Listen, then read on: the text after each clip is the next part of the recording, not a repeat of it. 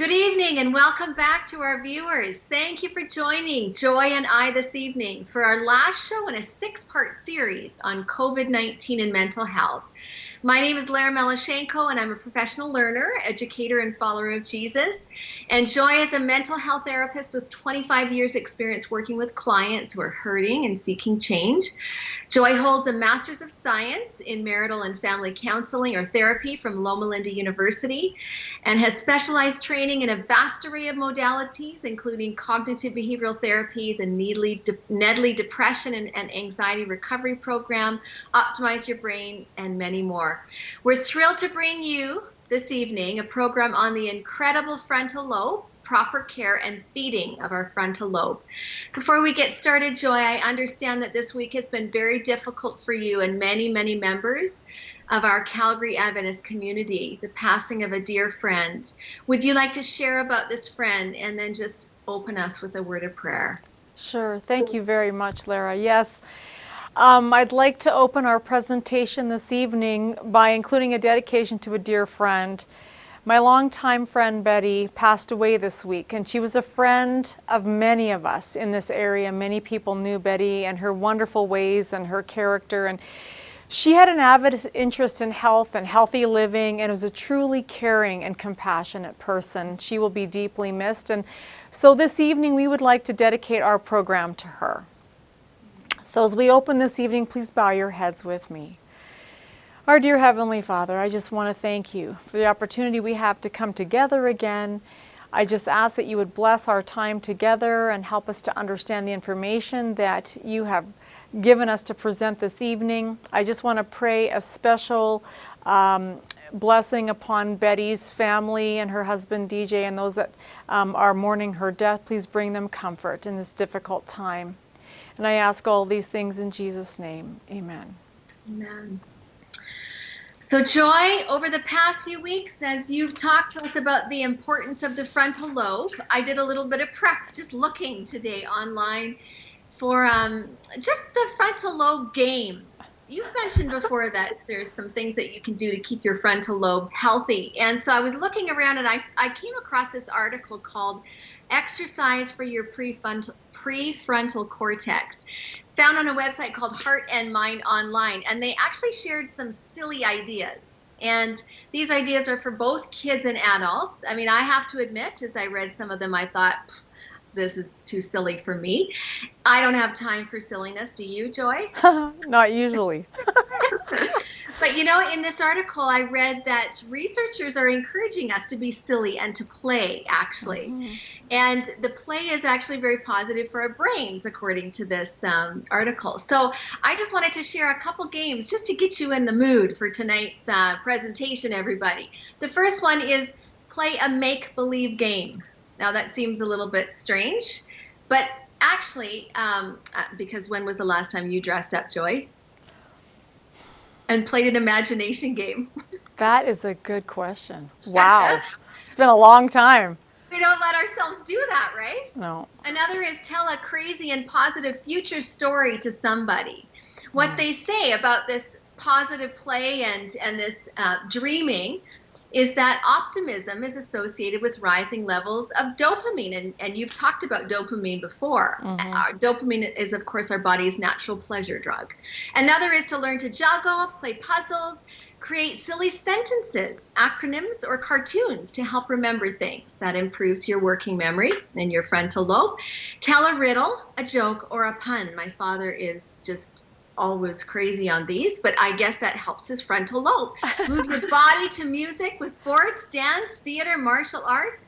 Express gratitude. I thought that was a really interesting exercise, a game they called it. Mm-hmm. Gratitude increases positive emotions, right? Which is positive on our brain. We talked about that last week. Yeah. Give and take hugs.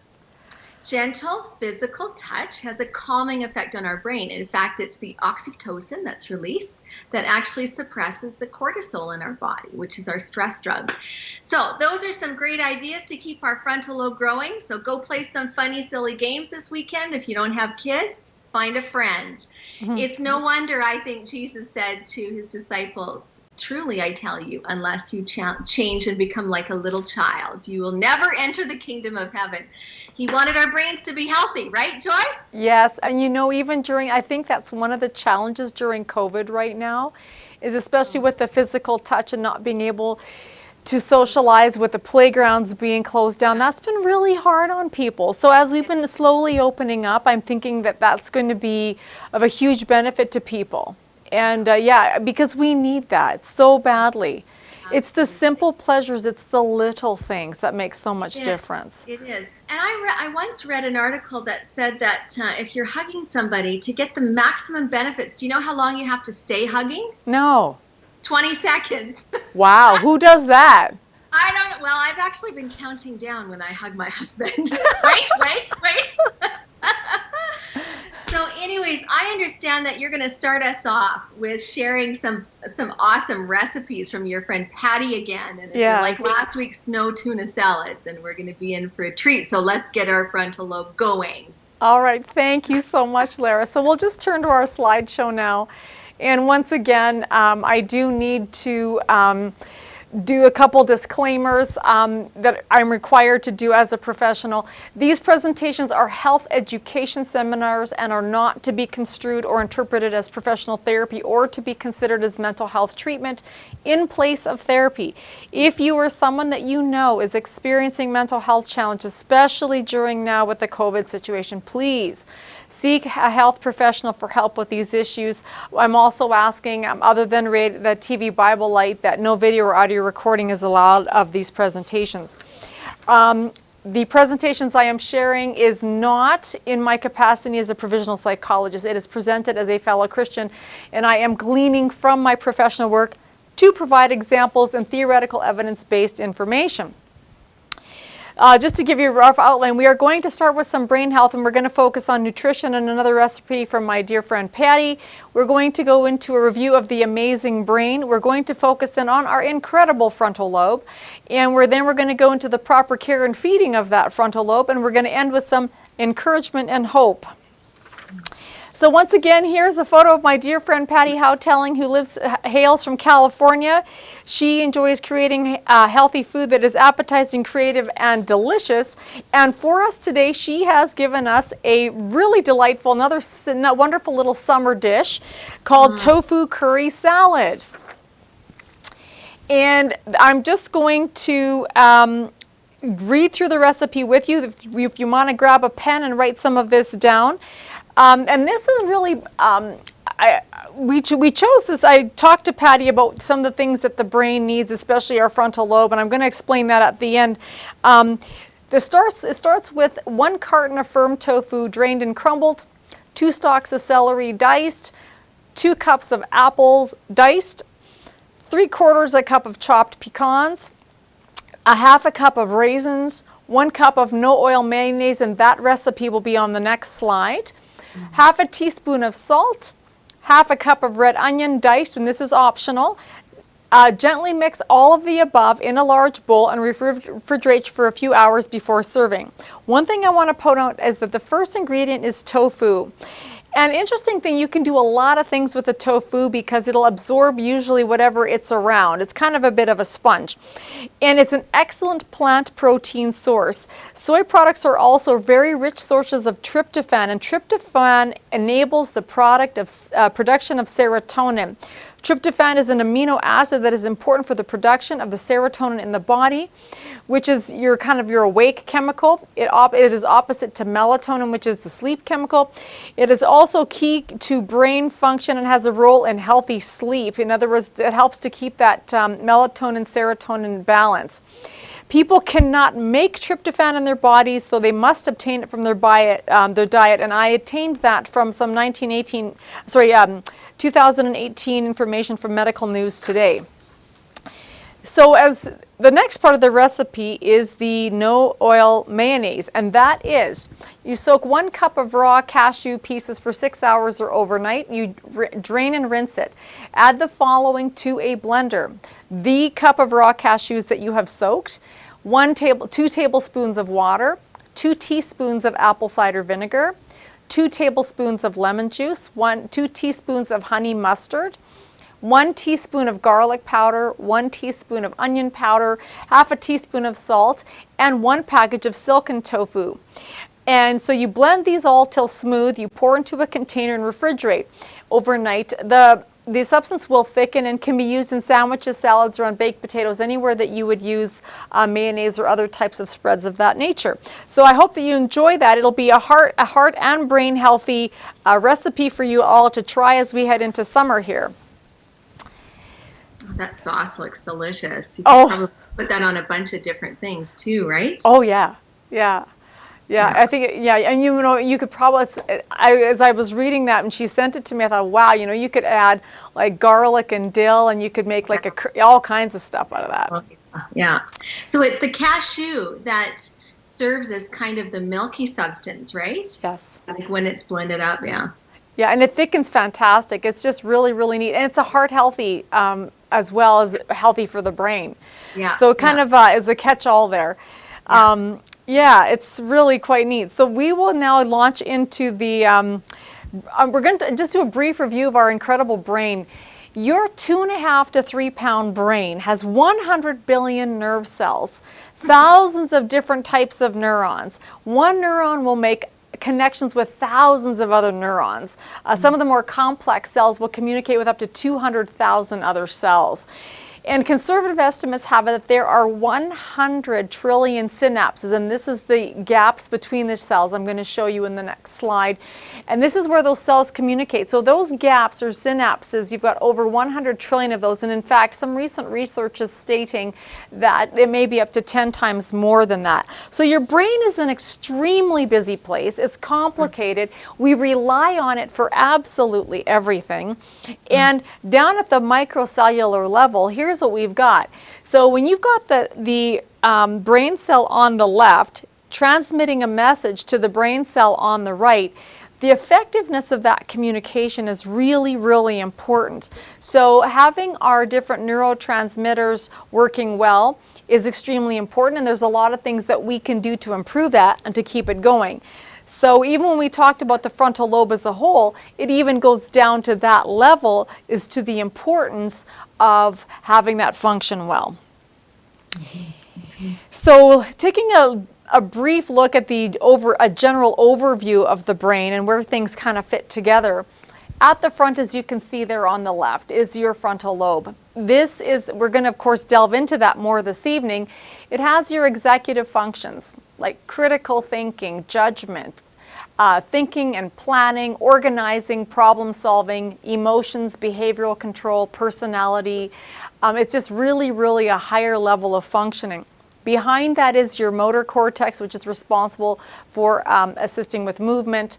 Your sensory cortex, which of course is in regards to our sensations.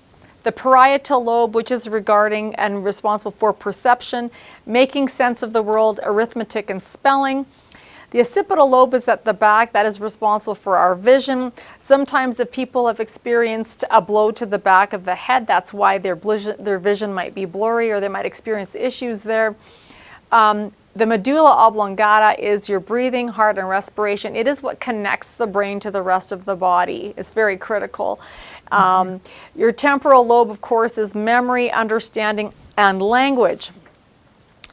Now, before we get to the frontal lobe, there's another part in the middle. If we were to do a cross section right through the middle of the brain, this are the little structures that we would see inside of there. And they're important to the frontal lobe because your limbic system is what can have us responding emotionally and sometimes perhaps erratically, or if we have fear and anxiety and we go and they announce COVID, and so we go out and buy 3 cases of toilet paper. So that has to do with the fight, flight, faint, or freeze mechanism in the body, which is housed in this part of the brain. And we've seen a lot of some of that stress response in the last number of weeks. At the bottom to the left, you can see the amygdala, which is the emotion.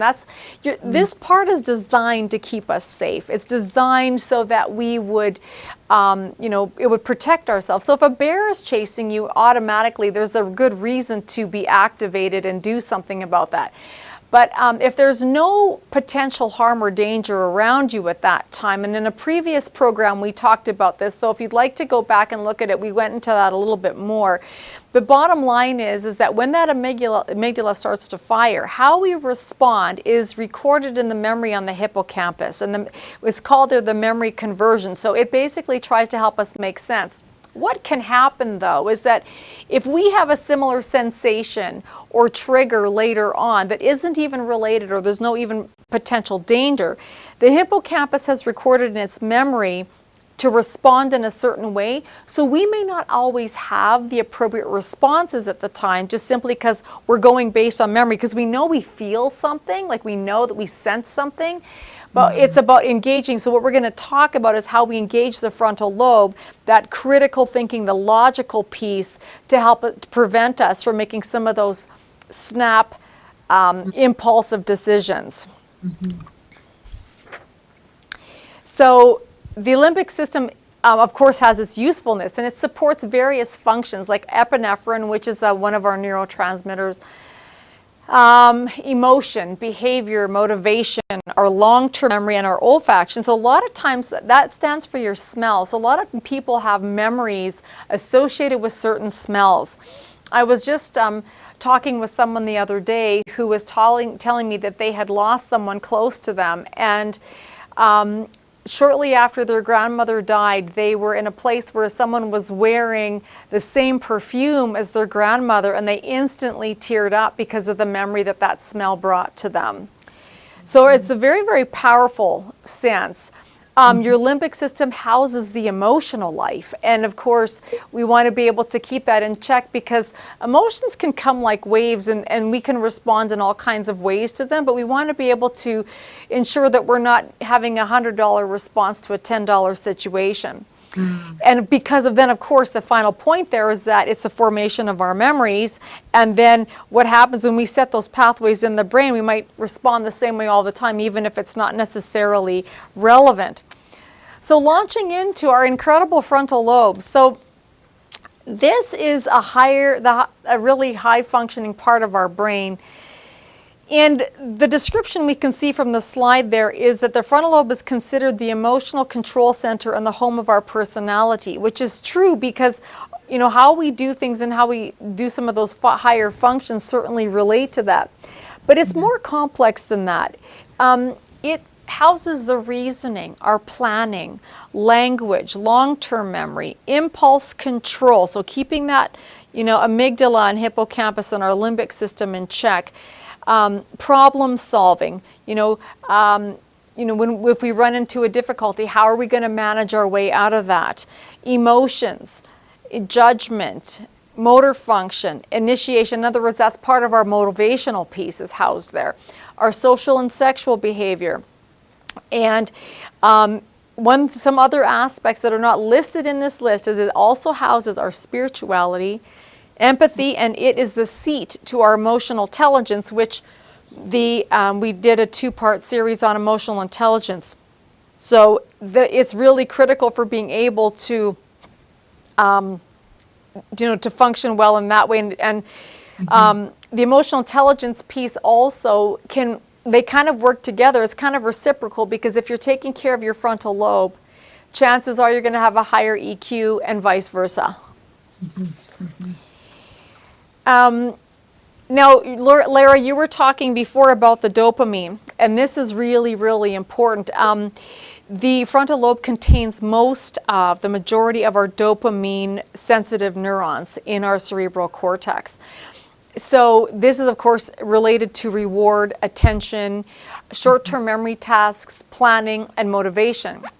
One thing I should really add here is that when people experience addiction, a lot of times it is because of that dopamine sensation that they get. So, for example, someone who's addicted to gambling or drugs or alcohol, this is directly, those dopamine neurons are definitely fired up in the brain, and it gives you a little bit of a squirt. However, there is adverse effects sometimes very devastating adverse effects that come from that. So what you were talking about before, those healthy ways to produce that dopamine, to have that, positive squirt in the brain of that pleasure and reward is so important. And in fact, when we interviewed Christy in episode number 2, she talked about that too, as being able to find the pleasure in the small and simple things of life that she hadn't really had before she recovered from the anxiety and depression that she'd had.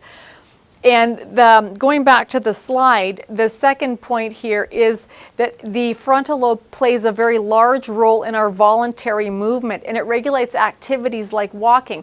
We don't have to think about that. A lot of times when we move our hands, I have a very strong European background. I tend to talk with my hands a lot, and walking. Those are things that we tend to do really naturally. But however, when we have an impaired frontal lobe, so for example, the reason why police officers will have someone walk the line if they suspect that they've been drinking and driving is because when your frontal lobe is impaired, your voluntary movement goes. So you have a little bit more trouble walking that line. And that's why they do that, because they can then sense from that point that the person is somewhat impaired. Our cause and effect thinking is in our frontal lobe. And this is really important because it is the part that helps us to make our choices between good and bad actions, or better and best.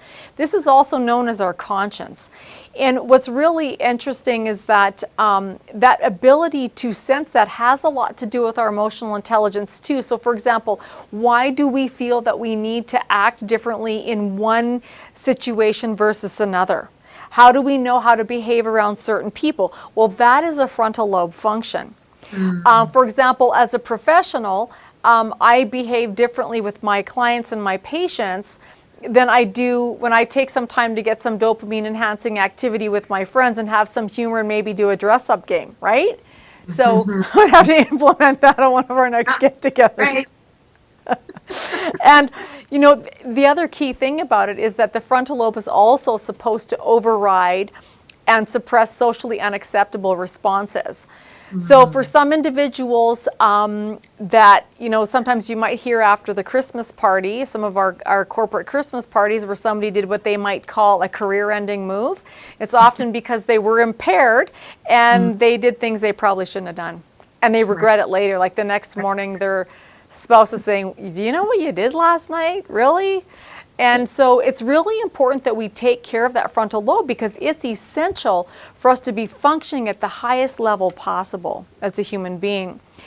It also, the frontal lobe is engaged in helping us to determine similarities or differences between things or events. It's a really big part of discerning. So just moving on to the next slide here. It's interesting in the animal kingdom, the difference. A cat's frontal lobe is about 3.5% of its brain. A dog's is double that, it's about 7%. The closest to a human being is a rhesus monkey at 17%. Our human frontal lobe is 33 to 38% of our brain, which is really, really significant. That tells us that, the capabilities that we have with those functions are far higher than that. And there's a reason for that. I have a little bit of COVID humor here for people that gives the difference between a dog and a cat. So as you can see here, the dog on the left, empathy is housed in our frontal lobe. I'm just going to throw this out there. Who's more empathic, a dog or a cat? Please, cat lovers, don't be offended. The dog here is saying, oh, it's for your own good. You've got to stop touching your face. And the cat's going, well, why are the annoying servants staying in my home all day now? So it's often, that the animals respond differently. Now, there are cats that are empathic, no two ways about it. But in general, there is a difference between these two creatures. The frontal lobe, our peak stage of development for this part of our brain is between the ages of 12 to 14. Many people will tell you that, especially if they have long-time anxiety and depression, they will say, I have heard this from patient after patient after patient, that they started to notice this between the ages of 12 to 14. They started to notice that they had depression. If it goes untreated, it can certainly feel and seem like it's a long-term illness.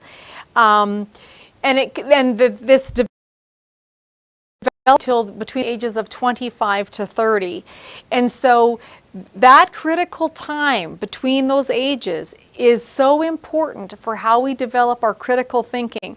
Anything that we do in that time could possibly damage that frontal lobe, could have some lifelong effects. And so we're more vulnerable to damage by harmful influences during this time, because those brain pathways, those synapses we talked about in the beginning, as those chains of neurons and those brain pathways are being formed, that gets us in that time frame. And so even how we form habits and lifestyle pieces are very, very critical at that time. So frontal lobe health and proper functioning is very, very key to our overall mental health. So we'll go here into, I'm going to talk a little bit about the teenage brain. A lot of times when parents are parenting teens, and Lara, from your experience as an educator, you certainly have seen this. Sometimes parents are pulling their hair out. What do I do? They've turned into be a teenager. What do I do with them now? And so the structure, connectivity, and behavior is entwined in that frontal lobe development. Elevated stress equals increased cortisol, which decreases the dopamine in the brain, and that equals an increased risk for mental illness. And it's really critical, especially with some of the other environmental factors and external things that we have going on that can influence the frontal lobe. A lot of times it really has exacerbated, and we're seeing anxiety and depression in children younger and younger. In fact, even prior to frontal lobe developmental stages. We've got 8 and 11-year-olds being diagnosed with depression, and that's really quite serious. The solutions, this article is from that I got was from Psychology Today, and it was on why is the teen brain so vulnerable. The solutions they really strongly recommended was creating safe, loving, and nurturing environments for your children, maintaining social networks, and of course during this COVID crisis, there's been a distinct emphasis by the various mental health organizations and our health authorities encouraging people to maintain those social networks as much as possible. With the increase in domestic violence, the loving, nurturing environments and safety, of course, have certainly come to the forefront, and there's been an increased concern about that, and of course the impact that could potentially have on the brain. One thing that, for example, that also reiterates what you were saying in regards to those creative outlets, extremely important for those as well, especially when we're being cooped up a little bit. It's a good thing that Michael's has curbside pickup. I hear that their craft stuff has been flying out the doors. Oh, it's hard to find things that you need for school. That's what I've heard. Yeah. Yeah. Regular physical activity. This is absolutely critical. Cannot emphasize this enough. It is so important. Then, of course, abstaining from harmful substances like drugs, alcohol, even caffeine. There's a number of different things. Sugar has a tremendously negative impact on the brain and our ability to function and our ability to make decisions. It's incredibly important to avoid that as much as possible. And, of course, not enough emphasis on a good night's sleep. A lot of people have been having trouble with that lately. I hear about it. Sometimes it has, especially here in Calgary. People find sometimes with weather changes and other things that are going on we test headache. We used to test headache medicine here, but I mean, at the end of the day, people that being able to get a good night's sleep is really, really important. So even if we have a genetic predisposition to some of these struggles in our frontal lobe, there's a lot of things that we can do to help it. For those parents that are interested, one of the books that I highly recommend, in fact, you might even be able to find the CBC radio interview with the author. It's Frances Jensen, The Teenage Brain. It is written for, for those that are dealing with teenagers, whether you're educators or parents or whomever. It's called The Teenage Brain, a neuroscientist's survival guide to raising adolescents and young adults. And there's a lot of information there that helps to make sense of why your teenager or your neighbor's kids or who the kids that you're teaching might be behaving the way that they are. Now, plenty of opportunity for there to be damage or impairment to our frontal lobe, and it can occur in so many ways like we've talked about already. And along with brain injury, alcohol and drug use, caffeine, poor diet or lifestyle, or lack of stimulus even. So there's also, there's just so many things, but here are some of the results and effects that can happen when there's damage to the frontal lobe. And memory loss, different types of dementia. There's a range of specific syndromes. There's a number of different ones of them out there. Impaired moral judgment. In other words, we're not really good at making decisions, as it could lead to some impulsivity, like criminal behavior. Declining intelligence, impaired language skills, sudden changes in behavior, including aggression, reduced motor skills and spatial reasoning, inability to understand or interpret social cues. So in other words, if there's been damage to the frontal lobe and at one point the person was able to, they had some emotional intelligence and they could get a cue from someone, but then all of a sudden there's damage and they become socially awkward. They don't know how to behave in certain situations. It can also be a loss of empathic reasoning, and this is the ability to relate to the emotions of others, which of course is directly related to our emotional intelligence. As you will recall from last week's presentation, the good news is that the research on neuroplasticity shows an incredible promise in the brain's ability to heal. So with proper treatment and care, the brain can repair in ways that we didn't know about previously. However, we still need to be mindful that there's different ways and different lengths, breadths, and depths that damage can impact us. So in addition, by following overall healthy lifestyle principles, we can get the most out of our 2.5 to 3 pound brain regardless of what is going on. Can I just ask a question or just make a comment? Sure. Or question.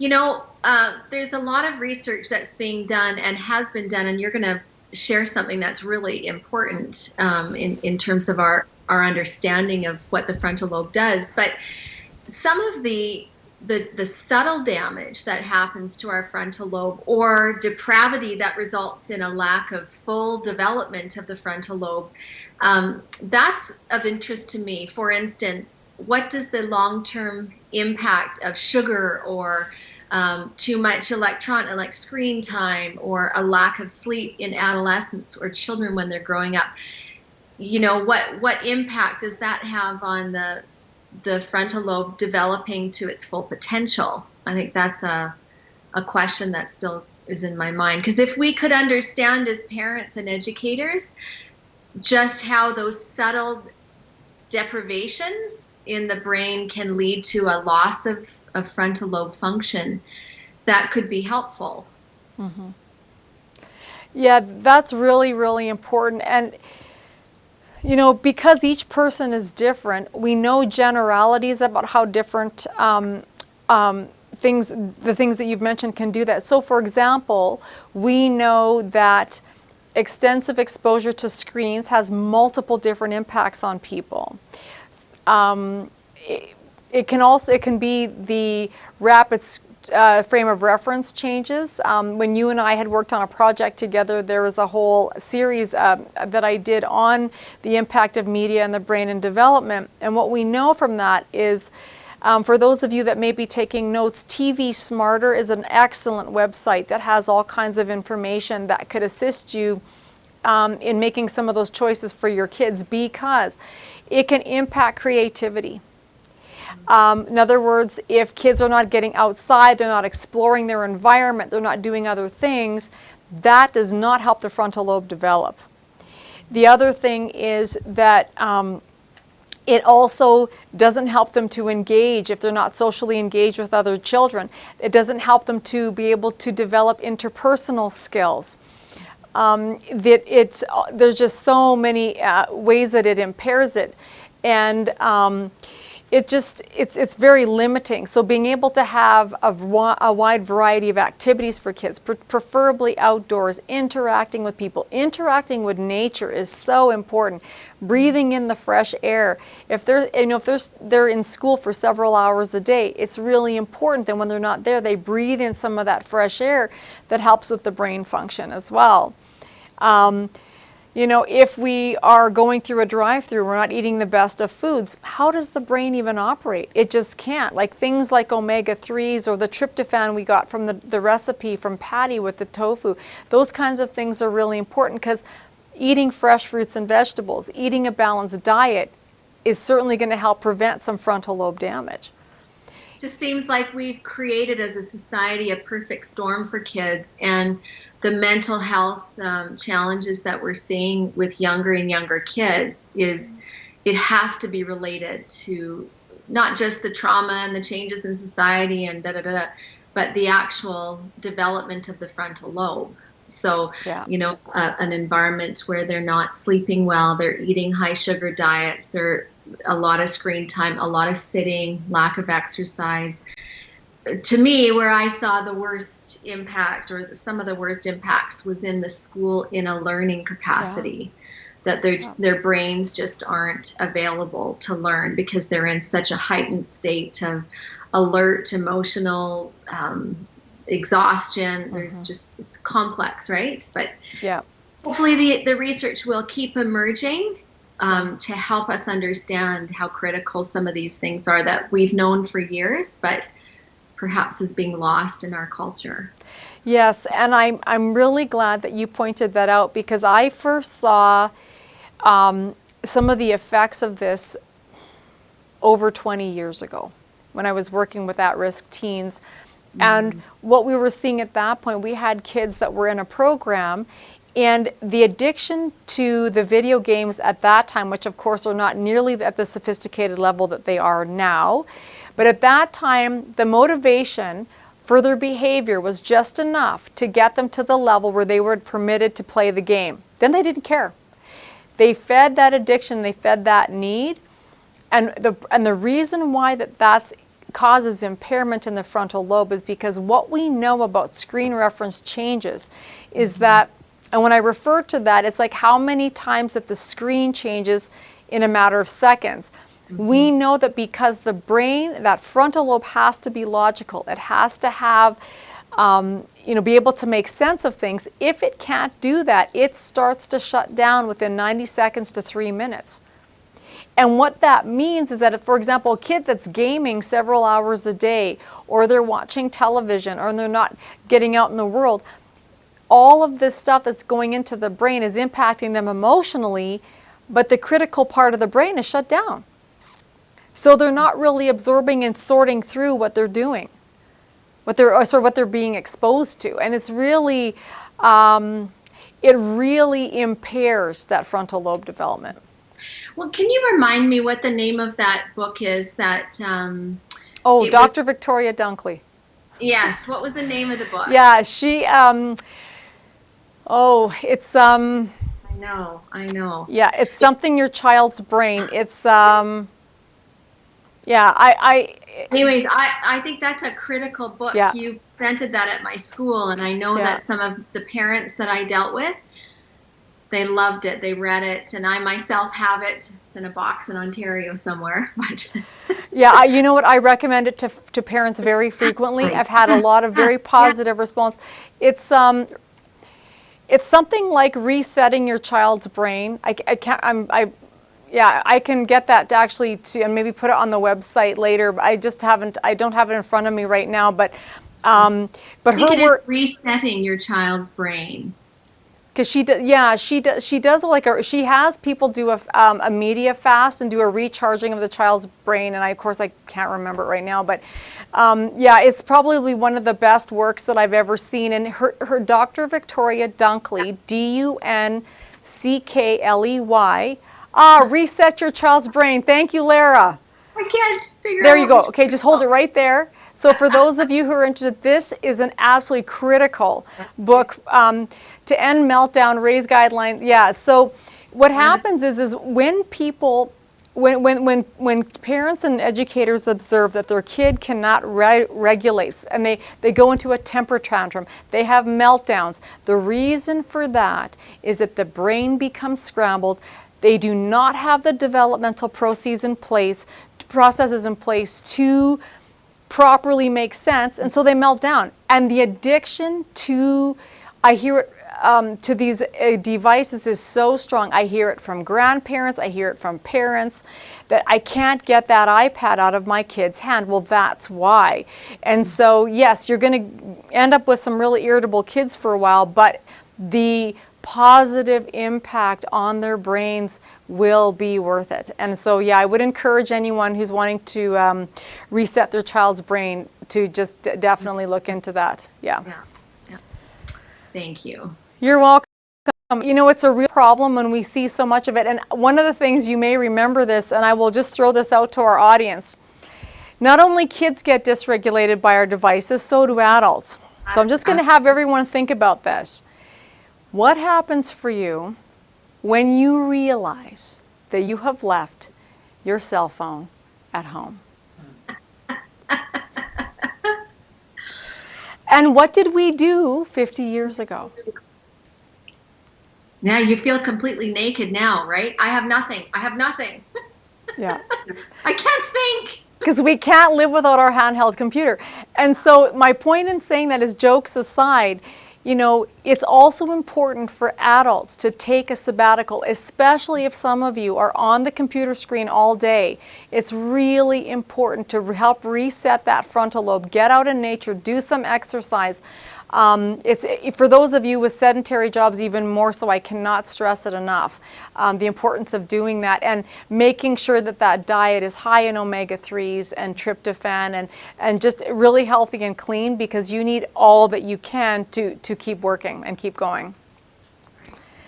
So I'm going to give you an example next of someone who experienced a damaged frontal lobe, and we've got a video for you this evening. But just fast forward to the next screen. This is a classic case. This individual was probably the front runner in brain research. He was once an ordinary railroad foreman. He was a happy, healthy, and friendly person until a freak accident caused him irreparable brain damage. Now, Gage is remembered as a famous medical mystery. The accident that drastically changed his life and personality also changed contemporary understandings of the human brain. The horrific accident occurred in 1848 when Phineas Gage was clearing rocks from a new railroad's future path. He was placing gunpowder into the cracks in rocks and then detonating them to clear them. One day, he made a mistake with his explosives. Gage forgot to cover the gunpowder he was patting down with sand. When he tried to pat the gunpowder into the rock, it exploded and launched a 3-foot-long metal pole through his skull. The projectile dragged parts of both his frontal lobes along with it. Despite the gruesome injury, Gage was relatively unaffected by the accident. Some reports say that he convulsed for the first minute after the impact, but many believe that he never actually lost consciousness. Regardless, he was undoubtedly conscious about 1 minute after the impact. Gage sat up and actually spoke to his fellow railroad workers. When they wheeled him to a doctor, he insisted on being given his time book to continue doing his job as a foreman. While Gage's determination to continue working despite his terrible injury may seem odd, the effects of his injury were even stranger. The open brain wound healed after only 10 weeks, and Gage was able to count, sing, feed and dress himself, and make sense of information that was given to him. Some aspects of Gage never fully recovered, however. His personality was completely different. His old friends could not tolerate his newly inconsiderate attitude, inexplicable temper, and constant profanity.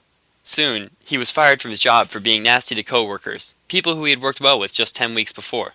Gage was so out of control that men kept him away from women and children because he was considered too vulgar for them. Even though he had physically healed, something was still wrong. As his doctor said, Gage was no longer Gage. 11.5 years after the accident, Gage died. Unfortunately for the medical community, no autopsy was conducted on his unique brain. Years later, his body was exhumed with permission from his family, and scientists studied his skull. They saw approximately where the rod traveled through his head and did their best to understand the damage with their limited understanding of the brain. The case study became an essential part of the debate regarding the function of the brain in the mid-1800s. Two prominent schools of thought existed. Ironically, both used Gage as support for their theory. One group believed that the brain was connected by a vital force. Due to this vital force, any part of the brain could perform any of its functions. Therefore, someone like Gage could still think and behave like everyone else despite having lost a large piece of his brain. The other group of brain theorists, commonly referred to as the localizers, thought that the brain had different parts that localized specific functions. They pointed out that Phineas Gage's personality was never the same after the accident. The localizers believed that the damage to the brain caused the lasting change in Gage's personality. Ultimately, both competing schools of thought were integrated into contemporary brain theory. The brain does have specific localized functions. Modern research has shown that motor functions are certainly localized to specific areas. Localizers, however, underestimated the interconnectedness of the brain. The brain has trillions of synapse connections, and many human functions, such as memory, are impossible to localize to only one area in the brain. Recent studies have shed more light on Phineas Gage's specific condition.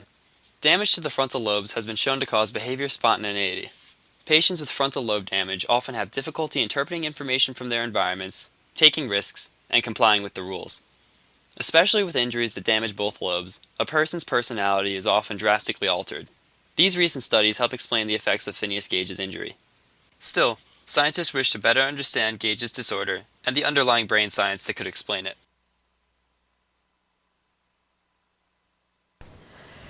So as you can see, he was quite the study, because of course it's unethical to open someone's brain. So caring for even with having a brain injury, though, like it's really, as we know from the neuroplasticity, it's important. I'm just going to fast forward here to the things so that we know how to care for our brain. We've talked about it in a few other sessions. We just want to look at the slideshow. So diet and nutrition are key. Lifestyle, exercise, deep breathing, sleep. So in other words, like the oxygen to the brain is really important. Water and hydration, fresh air and sunshine. Faith and trust is really important. And as I've mentioned before, the spirituality is a frontal lobe function, and I can say only anecdotally, this is not, I've certainly have not done a scientific study, but in my practice over the years, I have found that those individuals that have a faith and that have hope recover from situations anywhere, you know, from a third to 50% sooner than people that don't. And as we talked about in a previous session, it also, you know, effective thought processes, or the CBT that we learned in the emotional intelligence sections, are important for that as well. So I have actually a book here with me this evening that I want to show everyone that's been immeasurably helpful. I had a slide with it, but I can't say enough about this book. Mine's really worn out. I'm just going to see if I can. And this book is by Dr. Neil Nedley. And as you can tell, it's kind of worn out. But I use it almost every day. And this book is called The Lost Art of Thinking. You can get it on Amazon, you can get it on Abe Books, you can get it from the Nedley Health Solutions website. But this book is a fantastic handbook and manual on how to not only enhance our frontal lobe, but also our brain function. It also has overall health information in it. And I really would recommend for people that are wanting to enhance their brain function, this has everything in it. In fact, the first 10 chapters talk about the 10 different cognitive distortions that we mentioned a couple sessions back. So I just wanted to, if people want a handbook on how to take care of your brain. So we'll go back to our slideshow here. So I came across 10 exercises for the frontal lobe. And rose-colored glasses. This means that this is talking about creating a positive future story. Optimism is associated with rising levels of dopamine, there's that word again, which engages the brain. A sleep routine. At the end of the day, choose a pleasant activity that brings your day to a peaceful end. Getting adequate sleep is connected with memory function. Denying the drama. Now this during COVID has probably this is probably a little bit important. Avoid getting caught up in the gossip, and that's of course with our everyday lives. The what ifs and theatrical reactions, other people's as well. Drama fires up the amygdala that gets the prefrontal cortex off of its game. So it's about being able to engage that frontal lobe and to use that executive functioning to focus and on things that matter and deny the drama. Moving the body, as we've talked, exercise is key. Finding ways to express your gratitude, that's really, really important as well. In fact, gratitude activities increase our positive emotions, which then activates the prefrontal cortex. 6 is to offer and receive physical contact, which Lara, you were talking about before. And of course, during COVID, that's been a little hard for people. But if you have and you're around people in your family and you can do that, certainly being able to show some positive physical affection and contact with people is really, really important. The next one is creating mnemonics and cartoons. It was what you were talking a bit before there too, and it takes your executive functioning to do this. By integrating jokes, riddles, and puns, you can also learn to think. And then make-believe play. Being of service and volunteering. Now this is one thing that, Lara, you've talked about a couple of times, and I've certainly done a fair bit of volunteering in my past as well. And this, the social and mental activity required sends blood rushing to the prefrontal cortex. Learning to juggle, so learning new and engaging activity fires off neurons in a positive way. And others that require focus and practice, such as dancing, circus, music. In fact, if you're doing music, it's one thing to listen to music, but being able to perform it or learn an instrument really increases that frontal lobe activity. And then our World Health Organization had some specific tips on how to address things during COVID and coping with the stress, which of course, when we're feeling the stress and we've got our amygdala firing, that part of the way to get ourselves back together is to engage our frontal lobe. And some of their suggestions are, they're normalizing and saying, look, it's normal to feel sad and stressed and confused during a crisis. But talking to people you trust can help. So they talk about engaging with friends and family, and then of course we also have mental health services available. If you have to stay at home, here they are. Once again, recommending a healthy lifestyle, proper diet, sleep and exercise, social contacts. I hear an echo. Not using smoking, alcohol, or other drugs to deal with our emotions. And what they're saying here too is if you're feeling overwhelmed, especially for those of you that might be first responders out there, please talk with a health worker or a counselor. Having a plan and knowing where to go and how to seek help for physical and mental health needs if required is really important. Getting the facts, gathering information that will help you to accurately determine your risks so that you can take reasonable precautions. And so, for example, if you're at risk of if you have a respiratory illness or some other pre-existing conditions, you may want to engage some of those people around you to help you to take care of some of those things. Limiting worry and agitation by lessening the time you and your family spend watching or listening to media coverage that you perceive as upsetting. So if it's really bothering you and it's something that you can't really do anything about, engage the frontal lobe, determine, is this something I can do something about or not? The other part is the final one there is to draw on the skills that you've used in the past that have helped you to manage previous life adversities and stressors, and using those skills to help you manage your emotions during the times of challenge or outbreak. And I just put that up there so that in case someone wanted to look it up, it actually is on the WHO website. Joy, as Adventists, we are so lucky to have had this health message for many decades, right? Oh, yeah. Which promotes much of what the WHO is saying in this 10 exercises for your prefrontal cortex. There's a little book that promotes health that we've had in our church for a long time called the Ministry of Healing. Yeah. And a few years ago when I was working as a principal at a school in Calgary, I noticed this one particular school year as it started that there was a dramatic increase in the number of kids that were struggling with actually suicide. We had 7 by the end of September, and I don't know whether you were on the phone with me that year, but by the end of the first month of school, we had identified 7 students that had either attempted suicide or were talking about it, from grades 3 to 12. So I was searching for information, and of course there's a plethora of mental health encouragement and suggestions everywhere. But I went to this little book, The Ministry of Healing, and I read through the book thoroughly for tidbits and for principles of healing of the mind. And I came away with actually 8 suggestions that this book promoted, this founder of one of the founders of the Adventist Church. And here they go. And let's see how closely they mirror the WHO. Drink water, eat a healthy, simple diet. Avoid stimulants and excess sugars.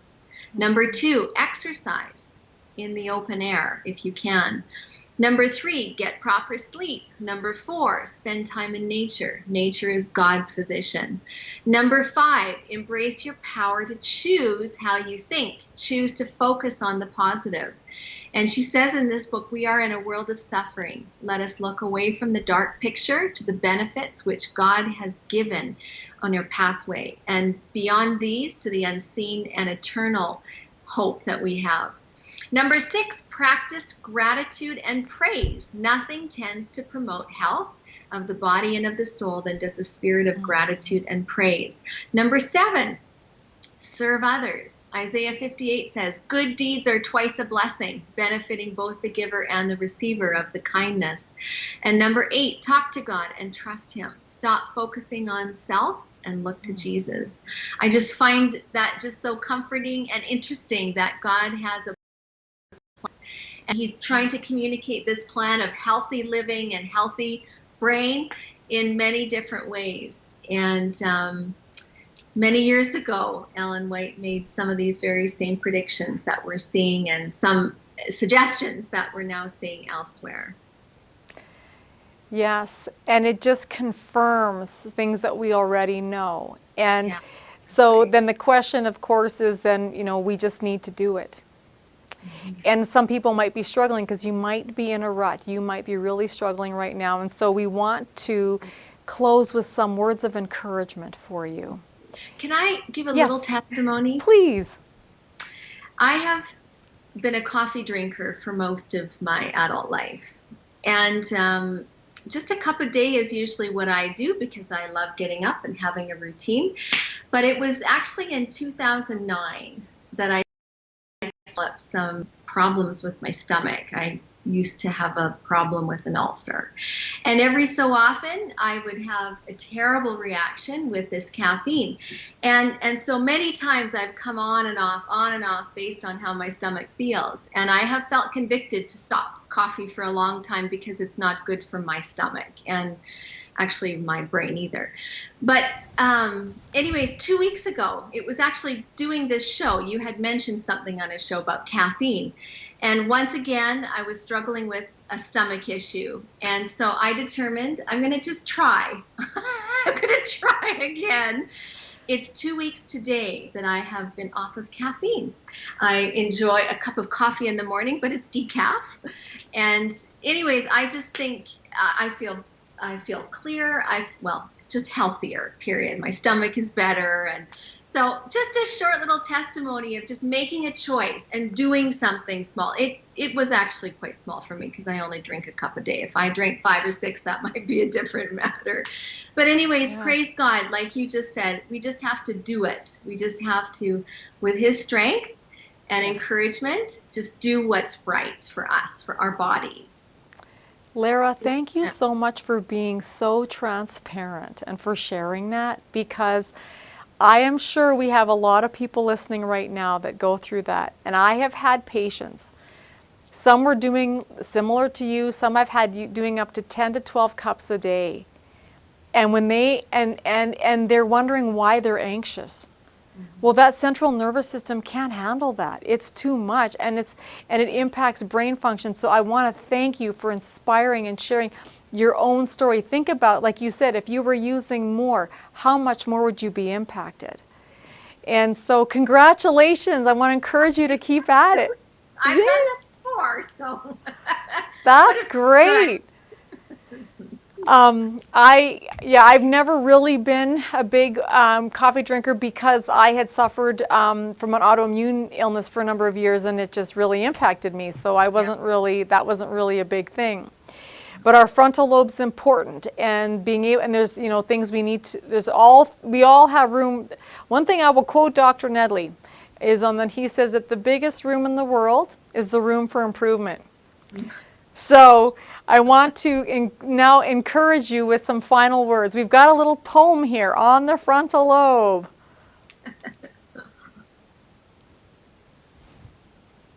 We just need our slides.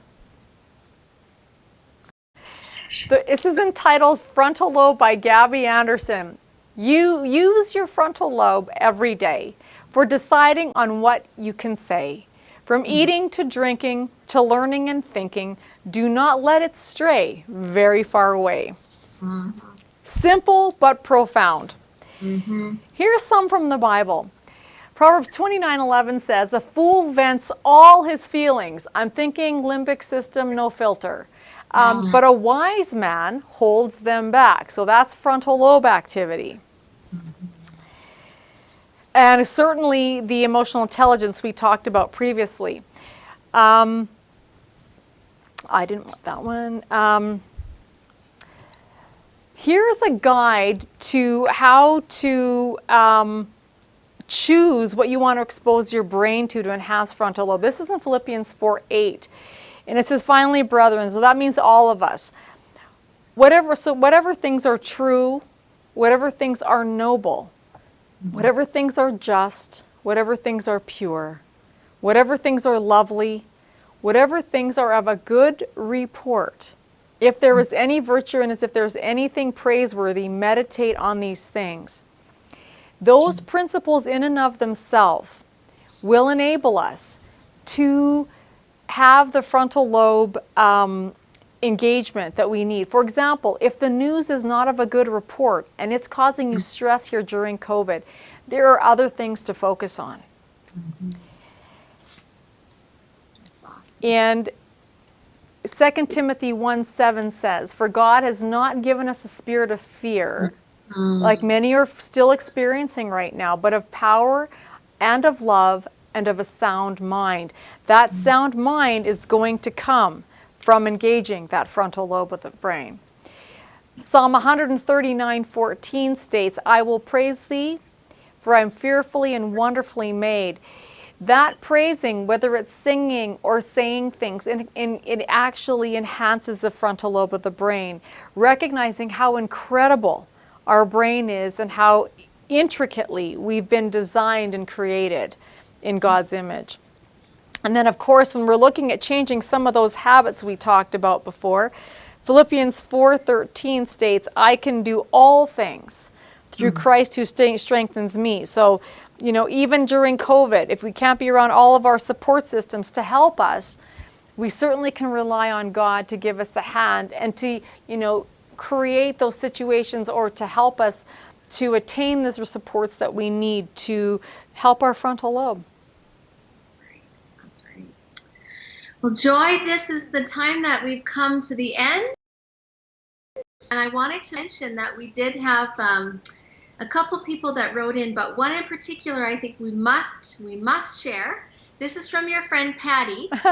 Says that there was something missing in the recipe. Oh no. 2 teaspoons of curry.